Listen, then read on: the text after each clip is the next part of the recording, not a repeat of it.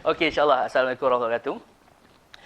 Saya Muhammad Ainuddin bin Muhammad Hatta, yang mana kalau latar belakang pelajaran saya yang tertinggi setakat ni hanyalah degree foto media kreatif UiTM Shah Alam juga.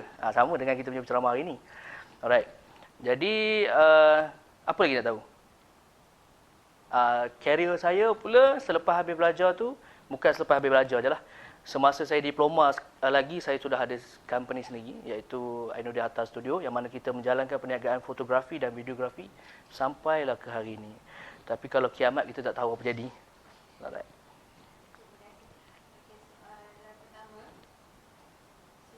Aku segan. Okey, sila. Sejak bila saya mula membuat koleksi keris? Bukan membuat, saya mencari koleksi lah. Mengumpul keris ni. Okey. Pertamanya saya mendapatkan cerita yang pertamanya kita pergi ke arah Maulid Nabi SAW, yang mana pada ketika itu saya menghadiri satu majlis Maulid yang dinamakan Maulid Agung Alam Melayu yang dilaksanakan dekat Kuang, Selangor, tak salah saya. Tempat tu lah. Jadi kat situ bila dinamakan Maulid Agung Alam Melayu, mereka-mereka ni semua kena datang dalam keadaan berbusana, berpakaian Melayu lengkap, sampin, bertanjak, berkeris dan sebagainya. Kemudian jatuh, kalau orang kata lelaki jatuh cinta kepada perempuan, kita jatuh cinta kepada busana Melayu. Okey, dekat situ kita nampak. Dan pada ketika itu juga yang datang ke Maulid Agung Alam Melayu tidak memakai calang-calang keris lah. Rata-ratanya keris-keris pusaka, keris-keris yang berkualiti tinggi dan sebagainya. Kemudian jatuh rasa hendak mencari satu keris. So saya pergi ke peniaga lah, peniaga keris. Saya beli sebilah keris yang awal-awalnya yang cantik lah bagi saya dengan harga yang tidak terlalu tinggi. Kemudian saya pula ada keris pusaka keluarga, yang mana daripada situ saya merasakan bahawa keris pusaka ni tak boleh bawa keluar suka-suka. Jadi saya beli yang baru, yang harga dalam 200 ke 500 ringgit begitulah. Lepas saya beli tu, kita timbul rasa minat nak mengenali, nak memahami dan mendalami tentang keris ni. Sebab bila kita tahu pasal keris ni, dia ada sejarah dia, dia ada etika dia, dia ada falsafah dia, dia ada pelbagai benda yang kalau anda semua kat luar sana lihat dan korek secara lebih teliti, anda akan dapatkan semula jati diri Melayu itu apa. Dan tidak terpisahnya bangsa Melayu ni kepada agama Islam dan Nabi SAW. InsyaAllah. Ada juga beberapa keris. Contohnya keris pusaka ni banyak cara datang. Kalau kita masuk dalam bab-bab ilmu perkerisan ni, ada keris yang mencari waris, ada keris yang waris perlu mencarinya.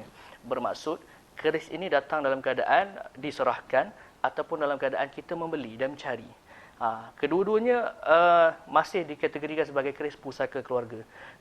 Kalau kita pernah dengar lah, orang ni cari di sana, cari di sini, lepas tu ada keluarga daripada tempat lain datang hantar, ada orang lain datang hantar. Itu keris yang mencari tuan dia.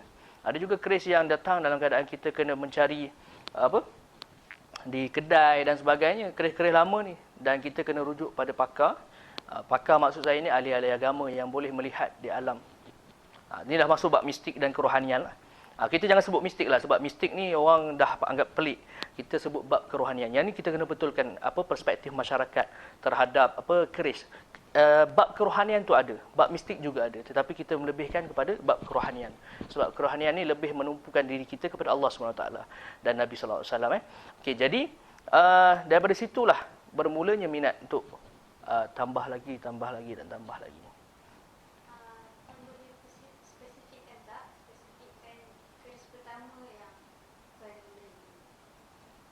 Keris pertama yang saya beli dulu. Keris mana Pak? Lupa dah. Okey, keris ada 3 keris. Yang pertama kita panggil keris Sari Bulan. Keris alang lah. Keris alang 15 inci berkuat. Kemudian yang kedua keris Bugis, Bugis Terengganu. Dan ketiga adalah keris Ladrang. Ya, merupakan ciri-ciri Jawa lah. 3 keris ni adalah keris yang pertama bagi saya lah. 3 bilah keris saya beli serentak dengan rakusnya.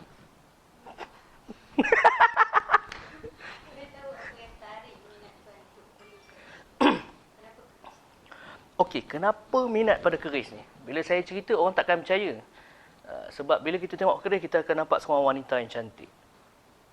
Percaya ke? Percaya. Oh tak, tidak. Okey, sebab daripada keris ni, okey, saya cerita serba sedikit. Pada sebilah keris, contohnya lah, kita ambil keris ini. Okey. Pada sebilah keris ni, daripada pakaiannya saja, okey, pakaian je saja, bentuk sampir di atas ataupun kita panggil kapal ataupun sampan ni, kita gelarkan dia pakaian lah. Alright. Atas ni saja kita dah boleh tentukan daripada mana datangnya keris ni. Okey, seperti yang ini kita tahu daripada gaya dan lenggok dia, ia datang daripada bahagian Sumatera. Bermaksud daripada sebelah Indonesia lah. Daripada hulunya, pendokoknya,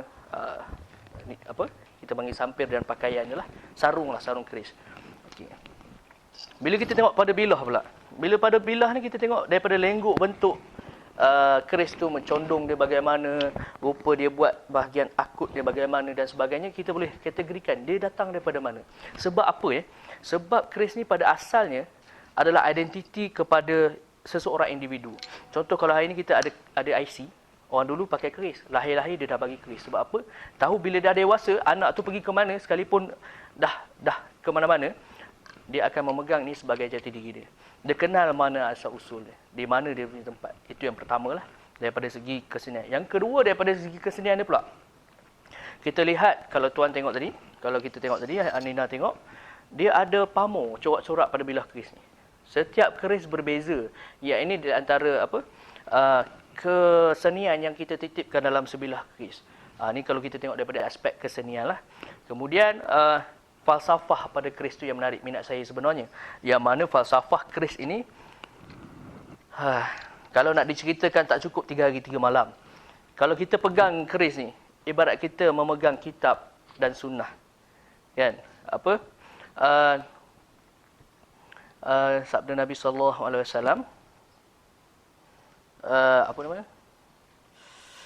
tidak akan sesat di antara kamu itu selagi berpegang kepada Al-Quran dan sunnah. Kan, kata Nabi SAW. Jadi, orang Melayu menitipkan di dalam sebilah keris, menggenggam ini ibarat menggenggam sunnah dan kitab Allah. Dan kita julang ke atas, menandakan kita menjulang Allah SWT. Dan banyak lagi falsafah di antara di dalam sebilah keris yang dititipkan kepada bangsa Melayu. Kalau nak tahu, kena tengok video lah. Banyak lagi sebenarnya. Kalau nak cerita dalam ni, memang pack. Sebab dia melambangkan bahawa Melayu dan Islam tu tak terpisah kepada Nabi SAW.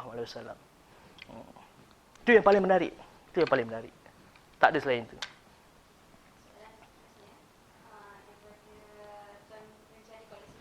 Okey.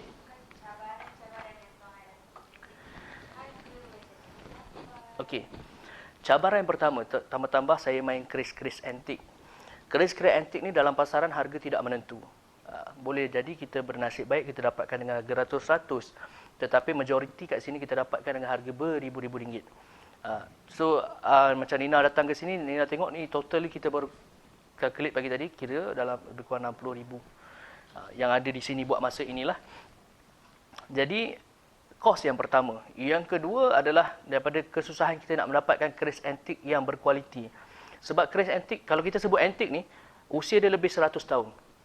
100 tahun, 200 tahun, 400 tahun, 700 tahun, 1000 tahun, macam tu. Jadi nak mendapatkan dalam kategori yang sangat baik itu susah. Ada kalanya keris tu bilahnya hancur. Macam kami sebagai kolektor, kita menolak tepi keris-keris yang hancur tu. Tapi bila dalam keadaan sempurna, harga dia pun sangat-sangat sempurna, menjolok mata. Alright.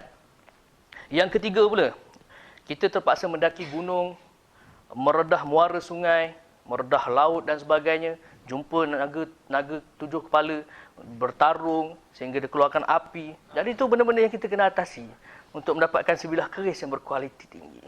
Ini jangan percaya.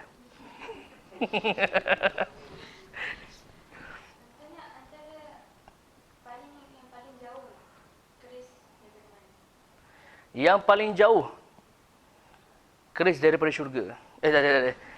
Yang paling jauh, nak kata jauh. Sebab keris ni, okey, nak kata jauh tidaklah terlalu jauh, sebab kalau kita tahu sejarah keris ni rapat dan akrabnya kepada bangsa Melayu. Jadi Melayu kita kirakan sebagai penetap di Nusantara. Jadi Nusantara ni besar mana? meliputi beberapa daerah, beberapa kawasan lah, tidaklah sampai ke Eropah. Jadi sekitar situlah. Nak katakan jauh di antara keris yang kita ada daripada Palembang, keris yang kita ada daripada Kelantan, Terengganu, juga daripada sebelah Bugis, Jawa, lagi apa? Minang. Kebanyakan begitulah pusing-pusing di dalam kawasan Nusantara kita lah, terutamanya Malaysia dan Indonesia. Malahan ada juga kolektor di luar sana yang cuba membawa balik keris-keris kita yang berada di Belanda, United Kingdom.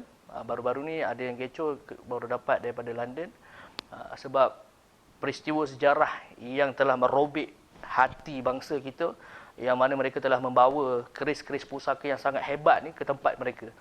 Sehingga kan kita yang ada pada kita ni hanyalah mungkin 2% daripada keindahan dan kehebatan seni tempur keris Melayu lama.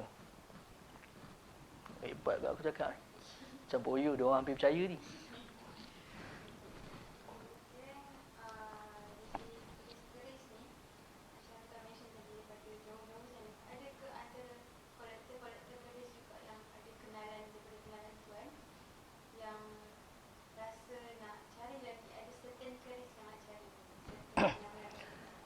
Kebanyakan kita yang mengumpul keris ni, kita ada tabiat ataupun cita rasa yang mana contohnya lah, kalau kita dah dapat satu jenis, kita sebut keris Bugis.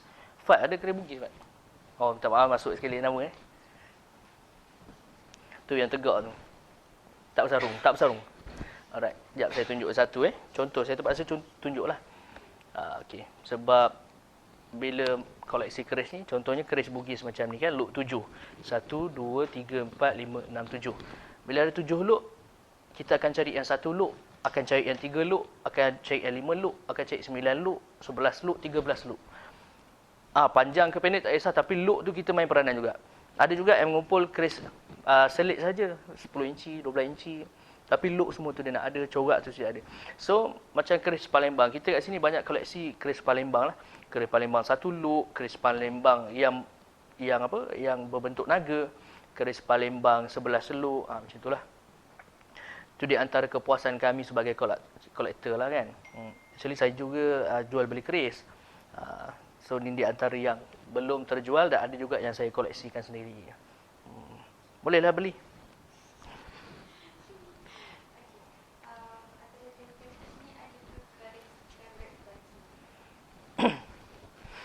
Keris favourite payah cakap ni banyak pula. Kita ambil ni lah.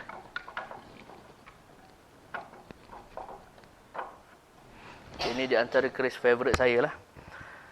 Nampak kat luar ni sampai dia gaya Bugis. Okey. Yang ayam teleng, biasanya ini dikatakan keris yang datangnya daripada negeri Terengganu. Alright. Jadi yang menariknya pada bilah, yang menyebabkan saya rasa ia patut saya jadikan sebagai keris kegemaran lah. Begitu. Dianya luk 7 lah. Luk 7 ni kalau ikut sejarah Melayu lama, dikatakan digunakan oleh para raja. Okey, jadi falsafah terhadap luk ni banyak. Lain tempat, lain dia punya falsafah. Ada tempat mengatakan luk 1 itu digunakan oleh sultan dan raja. Ada tempat juga yang mengatakan bahawa luk 1 ni, luk 1 ini luk 7. Luk 1 ini digunakan oleh ulama. Ada juga tempat yang mengatakan luk 1 ini digunakan oleh bangsawan. Ada yang juga mengatakan luk 1 ini digunakan oleh rakyat-rakyat biasa. Jadi berlainan tempat, berlainan daerah, berlainan pemerintahan, dia mempunyai terjemahan dan falsafahnya yang berbeza terhadap luk itu sendiri. Okey. Jadi yang menariknya pada bilah keris ni, dia berpamur. Pamur ni terhasil apabila berlakunya tempaan. Campuran besi, 2-3 jenis besi. Kalau keris-keris lama biasanya lebih daripada 7 jenis besi lah. Jadi ditempur berulang kali, diketuk lipat sebanyak 1,000, 20,000 kali, 50,000 kali. Yang mana kalau dulu pembuatan keris memakan masa lebih kurang setahun. Macam sekarang sebulan 2 dah siap dah. Okey. Sebabkan teknologi dan kekangan teknologi tadi lah. Alright. Kemudian pada bilah keris ni dia ada pamur air menitik. Pamur air menitik di antara pamur yang popular untuk bilah Bugis lah. Yang susah dapat sebab kebanyakannya harga lebih daripada 3,500 ke atas. Jadi pegang ni faham lah. Alright. Kemudian dia ada kat sini silver kalau perasan. Berkilat-kilat kan. Dikatakan keris-keris lama ni usia saya rasa hampir 200 tahun ke atas, yang mana keris-keris lama bahagian Bugis ni, dia yang kilat ni adalah batu-batu meteor ataupun batu-batu luwu. Besi luwu lah kita panggil. Sebab apa? Di antara dua besi ni di antara besi yang mempunyai bisa yang sangat tinggi. Jadi kalau dulu kan berperang memang guna, tapi dia bukanlah senjata yang utama. Sebab zaman kita dahulu dah ada terakul, zaman kita dah ada lela, zaman kita dah ada rentaka. Yang mana lela ni adalah meriam, terakul ni adalah pistol. Yang macam Pirate of Caribbean pakai tu, Dun Dun Cheng tu, okey, dah ada. Kemudian kita ada rentaka. Rentaka ni pula adalah bazooka. Tapi semuanya, kebanyakannya yang saya pernah tengok adalah dibuat menggunakan tembaga. Hebat tak hebat orang Melayu kita? Hebat lah katanya. Itu hebat tak? Hebat, hebat. Kalau tak, takkan interview kot. Okey. Kemudian,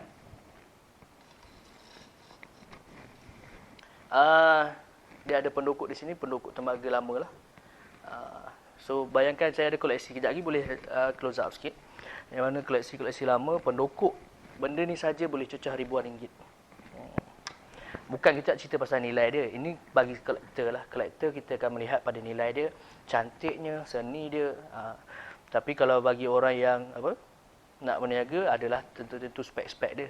Macam kita dekat luar sana, kita dapat datang museum tapi tak dapat melihat, tak dapat pegang. Jadi kat sini, kami cuma centralkan mana yang kami mampu. At least orang kat luar boleh datang, tengok, pegang, tak boleh jilat lah. Sebab nak sebut rasa jilat lah, tak boleh lah.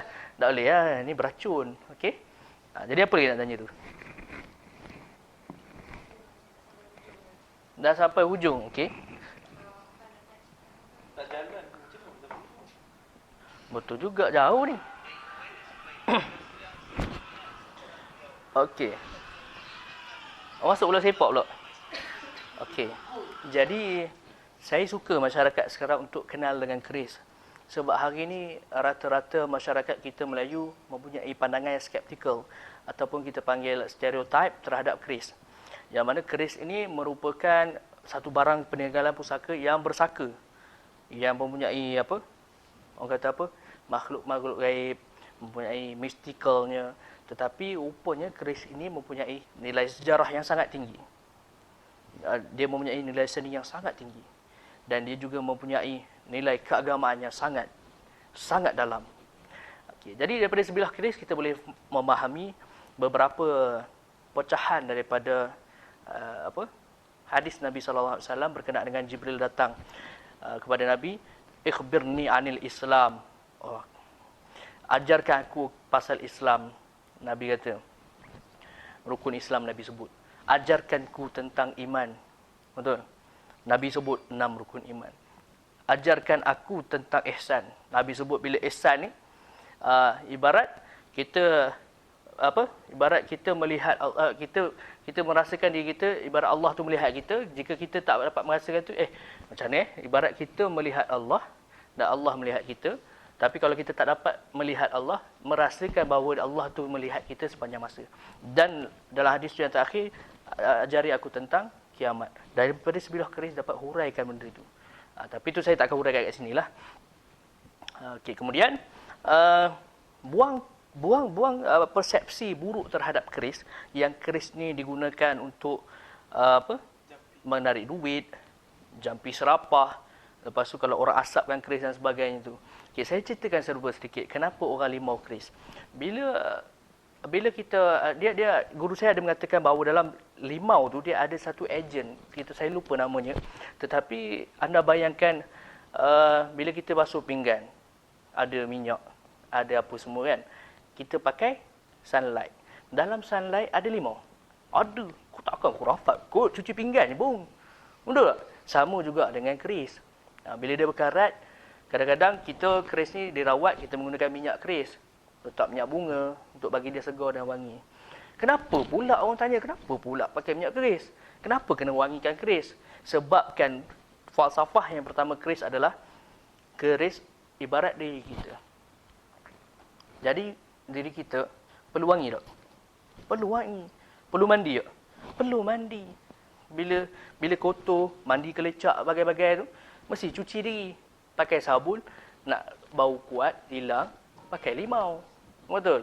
Sama dengan orang lama mandi, pakai limau, lepas tu pakai akar sintuk, jirus dengan air.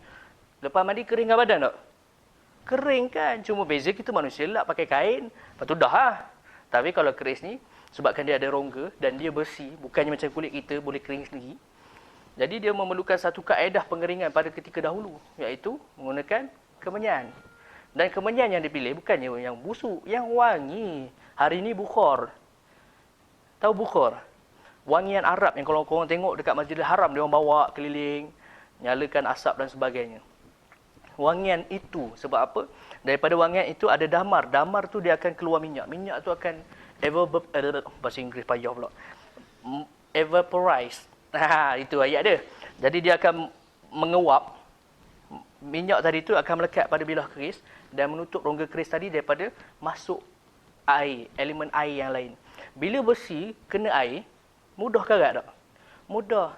Kemudian dah tutup dengan apa minyak tadi, damar tadi, evaporize tadi tu. Okay, kemudian kita sapu dengan minyak. Supaya lapisan kedua, air boleh lepas minyak tak? Tak boleh. Scientific. Proven. Alright? Telah dibuktikan. Jadi, tengok aku excited pula cerita pasal keris ni. Jadi benda ni kita kena faham. Itu baru bab apa? Cara mandi keris. Orang tanya kenapa mandi keris? Orang tak nak sebut mandi keris tak apa. Cuci keris kita sebut cuci keris. Tapi tak boleh masuk washing machine, hancur.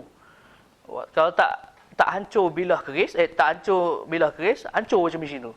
Sebab ada certain bilah keris ni dibuat untuk menembus besi. Menarik kan? Okey, kemudian keris digunakan dalam bidang perubatan. Itu ilmu lah. Yang kedua, kita perlu sentiasa berlapang dada. Kita perlu sentiasa berlapang dada bahawa ilmu Allah ni luas. Ada certain yang menggunakan kaedah meletakkan keris sebagai medium penggunaan. Macam kita juga, kita sakit, kadang-kadang kita makan ubat. Tak gitu. Tapi dalam bab kerohanian, ada tertentu menggunakan keris. Ada, wujud ada, tapi saya tidak memegang benda itu sebagai satu benda yang sangat kuat lah. Wujud meraihkan ilmu. Okey? Ceramah agama dah ni. Okey. Buang persepsi bahawa keris ini adalah, ini paling penting lah. Buang persepsi keris ini adalah satu benda yang mystical, yang membawa kesyirikan kepada Allah, tidak. Tapi fahamlah secara dalam falsafah keris itu rapat kepada Islam, insya-Allah kita akan jumpa jati diri kita yang sebenar. Satu bangsa yang tidak pernah lemah, satu bangsa yang bukan pemalas, satu bangsa yang tidak pernah ditindas, satu bangsa yang memperjuangkan bangsa dan agamanya tidak jauh daripada Nabi sallallahu alaihi wasallam. Jadi benda ni perlu tegas. Sebab kalau boleh video ni masuk Kalau boleh saya nak mengajak kepada semua sahabat di luar sana banyakkan selawat kita di akhir zaman ni. Yang mana keris ini wujud, kalau perasan hari ni, kebangkitan keris ataupun kebangkitan bangsa Melayu memakai busana, tanjak dan sebagainya adalah satu panggilan daripada Allah SWT untuk kembali mengenal jati diri. Kenal jati diri Islam yang sebenar-benar, kenal jati diri Melayu yang sebenar-benar, yang tidak terpisah daripada Islam tadi tu. Jadi selawat ada satu futuhat ataupun pembukaan kepada segala benda-benda yang tertutup, tambah-tambahan hati kita yang gelap. Tak cukup solat, tak cukup zakat, tak cukup segala benda amal kita, banyakkan berselawat insya-Allah. Mudah-mudahan. Yang ini paling penting. Sebab apa? Bila pegang keris, kalau kita memegang aspek kerohanian, kita berselawat kepada Nabi sallallahu alaihi wasallam, sebab itu adalah pintu untuk kita sampai kepada Allah SWT. Kalau kita tinggalkan benda tu, habis jahanam lah kita. Sebab keris ni, bila kita cerita, awalnya sejarah, keduanya seni dia. Yang ketiga masuk dalam falsafah dia, maka kita akan jumpa agama dan jati diri. Tak terpisah. Pertama-tamanya bila saya nak beli keris, ayah saya lah. Boleh ke kau jaga ni? Kita pula kata, keris-keris lah jaga benda ni. So kita teruskan niat. Dan niat tu alhamdulillah dapat pula keris pusaka dan sebagainya. Bila ayah anda melihat usaha ni baik, berterusan dan mendapat sokongan ramai, dibiar. Kemudian kita juga mendapat pandangan dan kritikan daripada sahabat-sahabat yang belum, biasalah nak mula kan. Orang kata kita taksub kepada keris dan sebagainya. Tapi bila tengok benda tu, sebab macam saya kata tadi, awal kita minat, suka. Lepas tu masuk bab sejarah, masuk bab cinta pada seni dia. Tapi belum masuk bab falsafah. Tapi bila kita titipkan bab falsafah tadi, semua boleh terima. Dan masing-masing cuba mendekati balik. Sebab tujuan kita berada kat sini, kita nak sampaikan salam Rasulullah tadi itu kepada semua. Kita sama-sama sambutlah. Kan? Kemudian cabaran selebihnya adalah, cabaran paling besar adalah duit habis. Duit habis. Sebab biasalah main ibu-ibu kan, habis, memang habis. Kalaulah diri boleh dijual, dah jual dah, tapi janganlah. Gitulah cerita dia. Cabaran paling besar duit, lepas tu istiqamah nak bertahan dalam ni, sebab kita akan jumpa pelbagai ragam manusia. Kemudian kita akan mendapat kritikan. Even kalau anda semua tengok saya punya YouTube channel di Warisan Keris Shah Alam tu pun tetap mendapat caci maki, tetap mendapat tentangan, tetap mendapat kritikan. Walaupun ada juga yang menyokong. Yang menyokong terima kasih lah. Yang menentang ni kita tidak marah, tapi kita sedih sebab mereka tidak dapat apa yang sepatutnya mereka dapat. Sebab dalam berkeris, nampak, kalau you guys tengok tadi, bentuk dia lembut tak? Lembut. Tapi dia besi. Dalam lembut bangsa Melayu tu ada kekerasan dia. Tapi nak sampaikan satu benda tu dalam keadaan lembut. Sebab tu Nabi ajar nak dapatkan kepada orang lain berlembut. Dengan hikmah. Dengan kata-kata yang baik. Tapi yang di akhir sekali tu baru guna kekerasan. Contohnya dah masuk Islam, tiba-tiba nak murtad. Nasihat lu, nasihat lu, nasihat lu. 3 kali tak boleh, hukum bunuh. Betul? Sama juga dengan keris. Datangnya dengan lembut. Tapi lembut-lembut dia keras. Macam itulah.